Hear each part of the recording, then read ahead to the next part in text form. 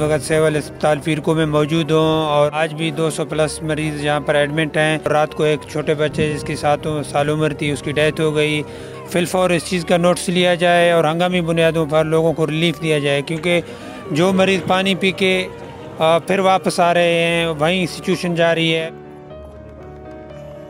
हमारा हुकूमत वक्त से अपील है, जिस तरह आपको अपने बच्चे प्यारे हैं उसी तरह हमें भी अपने बच्चे प्यारे हैं। हम अपने बच्चों को प्यारों को इस तरह तड़पता नहीं देख सकते हैं। खुदारा हमारे ऊपर रहम करें, हमारे ऊपर तरस करें, हमें पीने के लिए साफ़ पानी मुहैया किया जाए।